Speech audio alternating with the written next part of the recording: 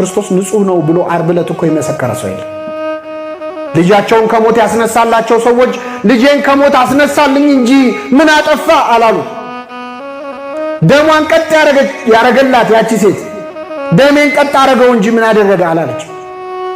አንድ ሰው 11ዱም ሐዋርያት ይሁዳ ራሱ የሸጠው ነው። የቀሩት ሐዋርያት እግሬ አውጪ ምለው ነው የጠፉት። እረሱ ንጹህ ነው ብሎ ዓርብ ዕለት የመሰከረለት አንድም ሰው የለም ከዚህ ወንበዴ በስተቀር ማለት ነው። ንጹህ ነው አለ፣ ምንም ክፋት አላደረገም። ያ 38 ዓመት በአልጋ ተይዞ የነበረ በሽተኛ ነበር አይደለ? መጻጉዕ የምንለው እሱ እንኳን እንዴ ከአልጋ ያስነሳኝ እንጂ ምን አጠፋ አላለም። እንዲያውም ሐሙስ ዕለት በሊቀ ካህናቱ ቤት በጥፌ መታው እሱ ነበር ክርስቶስ። እንደውም ጌታ የሚገርማችሁ በጥፊ ሲመታው ለምን ትመታኛለህ አለ ይላል። እስኪ በሉ ለምን ትመታኛለህ?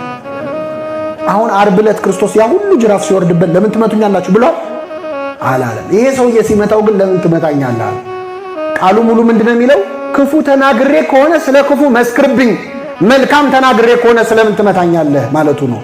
አልጋህን ተሸክመ ሂድ ከማለት ውጪ ምን ክፉ ቃል ተናግሬሃለሁ ከሆነ መስክር፣ አለዚያ ለምን ትመታኛለህ? ጌታ ያመመው ጥፊው ሳይሆን ባዳነው ሰው መመታቱ። ካልጋ ያስነሳው ሰው ሲመታው አመመው።